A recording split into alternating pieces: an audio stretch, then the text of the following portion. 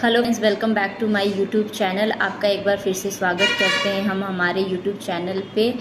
Sorry, थोड़ा सा हमें वीडियोस इधर बीच हम नहीं अपलोड कर पा रहे हैं क्योंकि मैंने कुछ नया सोचा था लाने के लिए और कुछ नई चीज़ों को, और जिससे कि आप सभी स्टूडेंट्स को बेनिफिट्स हो। वैसे तो जिस चीज़ों को मैं स्टार्ट करने वाली हूँ या फिर अपने न्यू वीडियोज़ में लाने वाली हूँ उसमें तो एक लिमिटेड एरिया रहेगा, बट उस लिमिटेड एरिया में भी बहुत सारे स्टूडेंट्स को काफ़ी प्रॉफिट्स देखने को मिलेंगे, जिसमें कि class 8, 9, 10, 11, 12 even BSc and MSc level तक स्टूडेंट या फिर कोई भी कॉम्पिटिटिव एग्ज़ाम के स्टूडेंट हैं उनको भी ये वीडियोस लेक्चर्स जो होंगे वो काफ़ी हेल्पफुल होंगे।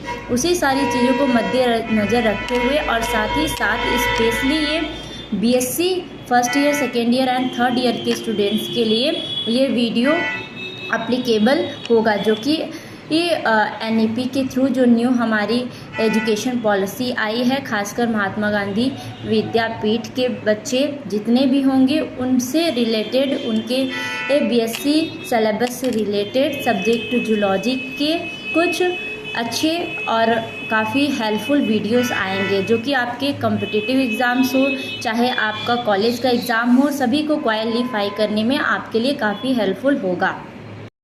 हाँ, आज हम सबसे पहले सिलेबस को रिकॉग्नाइज करेंगे और उनको डिकोड करेंगे कि हमारे बीएससी के सिलेबस खासकर जूलॉजी के सब्जेक्ट्स में आपके BSc first year, second year और थर्ड ईयर में क्या है। तो सबसे पहले मैं जो क्लासेस उठाने वाली हूँ वो है बीएससी फर्स्ट ईयर का सिलेबस, जो कि इस न्यू जो सेशन आने वाला है जुलाई 2023 में, उस सेशन की शुरुआत करने के लिए हम सबसे पहला फर्स्ट ईयर सेमेस्टर फर्स्ट से स्टार्ट करेंगे, ताकि जो भी चीज़ें या जो भी वीडियोस आपको मिले वो बेनिफिट हो। और साथ ही साथ इसी तरीके से सेकेंड ईयर का स्टार्ट करेंगे और इसी तरीके से हम थर्ड ईयर वालों के लिए भी स्टार्ट करेंगे।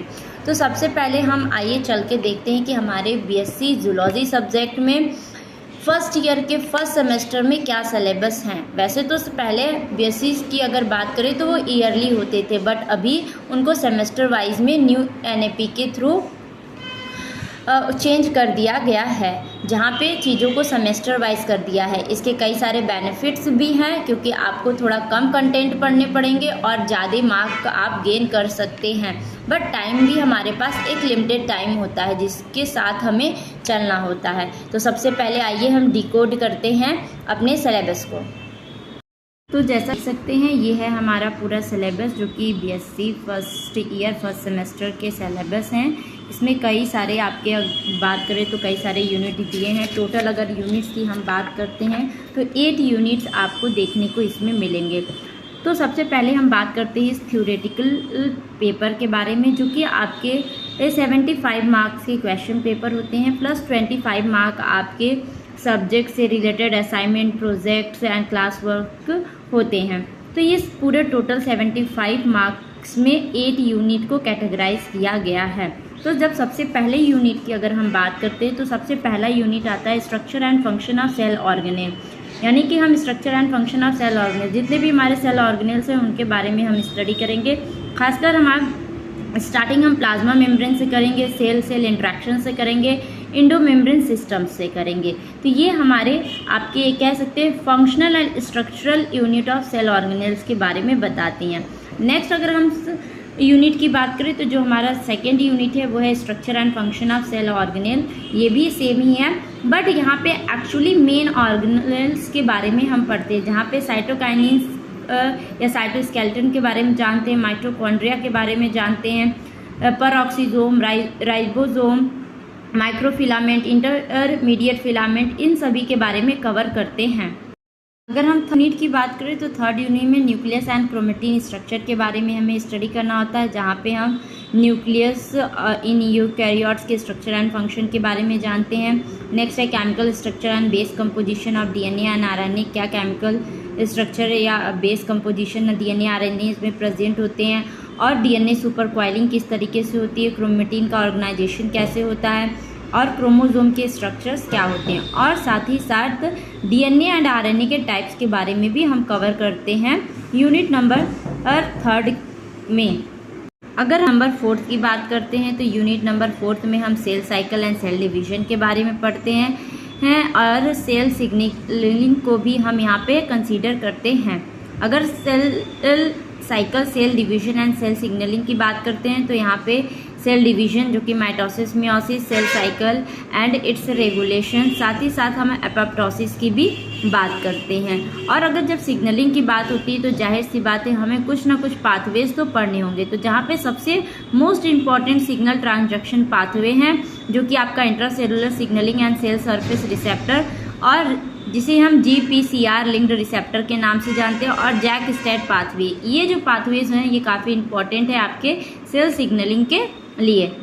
नेक्स्ट अगर हम 5th यूनिट की बात करते हैं तो 5th यूनिट काफ़ी इंपॉर्टेंट यूनिट माना जा रहा है क्योंकि यहाँ पे मेंडेलिज्म एंड सेक्स डिटर्मिनेशन की बात करते हैं, क्योंकि ये भी एक इम्पॉर्टेंट यूनिट है जहाँ पे हम बेसिक प्रिंसिपल ऑफ हेरिडिटी के बारे में जानते हैं, कंप्लीट डोमिनेंस के बारे में जानते हैं, पेनिट्रेंस एंड एक्सप्रेसिविटी के बारे में पढ़ते हैं, और जेनिक सेक्स डिटरमाइनिंग सिस्टम के बारे में पढ़ते हैं जो कि हमें बताता है कि किस तरीके से हम जेनेटिकली किसी भी सेक्सुअल ऑर्गन को डिटरमाइन कर सकते हैं, और साथ ही साथ हम डोजेज कंपनसेशन के बारे में भी पढ़ते हैं। नेक्स्ट यूनिट है यूनिट नंबर 6 जिसका नाम है extension of Mendelian gene and environment. ये भी आपके जेनेटिक पोर्शन से ही चीज़ें रिलेट करती हैं, जिसमें कि हम मेंडेलिज्म के कई सारे इंट्रैक्शंस के बारे में जानते हैं जहाँ पे हम sex influenced and sex link characteristics के बारे में पढ़ते हैं। साथ ही साथ कई सारे ऐसे एक्सटेंशंस होते हैं जहाँ पे मल्टीपल एलील जीन इंट्रैक्शंस के बारे में पढ़ते हैं, cytoplasmic inheritance and maternal effect के बारे में पढ़ते हैं, और साथ ही साथ जीनोमिक इम्प्रिंटिंग और एंटीसिपिटेशंस के बारे में भी जानते हैं। और कुछ इन्वायरमेंटल फैक्टर्स भी देखने को मिलते हैं जो कि डिपेंड होते हैं हमारे जीन एंड इन्वायरमेंटल कंडीशंस पे, उस इफेक्ट के बारे में भी हम जानते हैं। नेक्स्ट यूनिट की बात करें यूनिट नंबर 7 तो वहाँ पे हम human chromosome and pattern of inheritance के बारे में पढ़ते हैं। अगर हम यूनिट नंबर 7 की बात करते हैं तो यूनिट नंबर 7 जो है ये आपके इनहेरिटेंस बायोलॉजी से रिलेटेड टॉपिक को कवर करता है, जहाँ पे बहुत सारी चीज़ों के बारे में हम जानते हैं। जहाँ पे हम पढ़ने वाले ह्यूमन कैरियोटाइप्स के बारे में कि ह्यूमन कैरियोटाइप्स कितने होते हैं, साथ ही साथ क्रोमोसोमल एबनॉर्मलिटीज़, क्योंकि क्रोमोसोमल एबनॉर्मलिटी एक ऐसा एरिया है जहाँ पे हर कॉम्पिटिटिव एग्ज़ाम से भी क्वेश्चंस पूछे जाते हैं। साथ ही साथ इसे हम एकेडमिक लेवल और कॉलेज लेवल पे भी इस क्वेश्चंस को हम पूछते हैं। साथ ही साथ हम पेडिग्री एनालिसिस का भी स्टडी करेंगे जो कि इनहेरिटेंस बायोलॉजी का एक बड़ा पार्ट होता है, पेडिग्री एनालिसिस।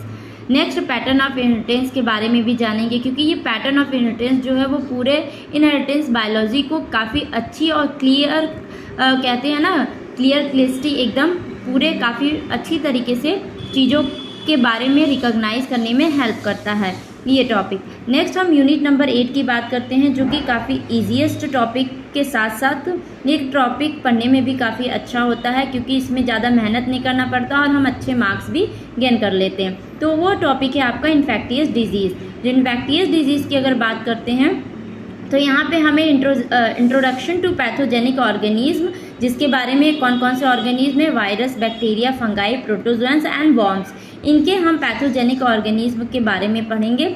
साथ ही साथ कुछ लाइफ साइकिल पढ़ेंगे पैथोजेंस के, जिसमें कि आपके पैरासाइट्स कुछ इन्वॉल्व है, ट्रेपेनोजोमा, जियार्डिया एंड वाउचेरिया। साथ ही साथ कई सारी चीज़ों को कवर करेंगे, जिसमें कि एंड सिम्टम्स के बारे में और उनके कंट्रोल्स के बारे में भी कंसीडर करेंगे और स्टडी करेंगे, और कई सारी नई इंटरेस्टिंग चीज़ों को जानेंगे। साथ ही साथ अगर आप चाहें तो मेरे वीडियोस लेक्चर के साथ साथ आप जो आपके सिलेबस में सजेस्टेड बुक्स दिए गए हैं जिनको रीड करके आपको एक्स्ट्रा नॉलेज और काफ़ी चीज़ें क्लियर हो सकती हैं, तो आप उन बुक्स का यूज़ कर सकते हो। जैसे कि सेल बायोलॉजी के लिए लॉडिस की बुक काफ़ी अच्छी मानी जाती है, और ये एक तरीके का कह सकते हैं इंटरनेशनल बुक्स में भी कंसीडर किए जाते हैं।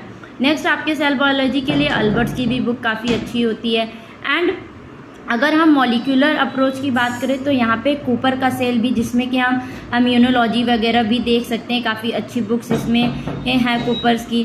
उसी तरीके से अगर सेल्स एंड मॉलिक्यूलर बायोलॉजी की और भी स्टडी हैं, जिसमें कि क्रैप्स के पढ़ सकते हैं, लेविस के पढ़ सकते हैं, वास्टन के पढ़ सकते हैं, ये सभी बुक्स आप पढ़ सकते हैं जो कि आपके लिए काफ़ी बेनिफिशियल साबित हो सकती हैं। वैसे तो मैं जो आपको वीडियोस देने वाली हूँ या आपको जो वीडियोस मिलने वाले हैं हमारे यूट्यूब चैनल के थ्रू, उसमें इन सभी बुक्स के से रिलेटेड जो भी इम्पॉर्टेंट चीज़ें हैं मैं उसको भी उस वीडियो लेक्चर में आपको दूंगी, क्योंकि ये बुक्स जो होती हैं ये काफ़ी ज़्यादा मैटर्स को कंटेन करके रखती हैं और जिनका एक कह सकते हैं लैंग्वेज थोड़ा सा सभी बच्चों के लिए क्लियर नहीं हो पाता है, जिसके लिए आप बिल्कुल भी परेशान ना होएं। मैं खुद ही ये सारी इंटरनेशनल बुक को स्टडी करती हूँ। यहाँ से जो भी आपके लिए अच्छे मैटर्स होंगे, कंटेंट होंगे, उसको मैं सिंपल वे में आपको डिकोड करके आपके लिए लेके आऊँगी आप मेरे यूट्यूब वीडियोज़ में, जहाँ पे आपके लिए स्टडी करना काफ़ी ईजी हो जाएगा और उतना बर्डन नहीं रहेगा। आप किसी भी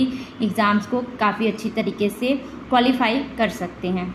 तो मैंने सारे सिलेबस को डिकोड कर दिया है। आप अच्छी तरीके से अपने सिलेबस को रिकॉग्नाइज आई थिंक कर लिया होगा। आप लोगों ने नहीं किया है तो आप दोबारा कर सकते हैं।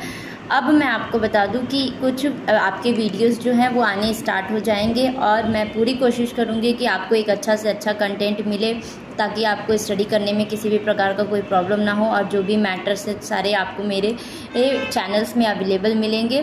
बस आप चैनल को सपोर्ट करें और हमारी वीडियोस को लाइक करें। Thank you very much.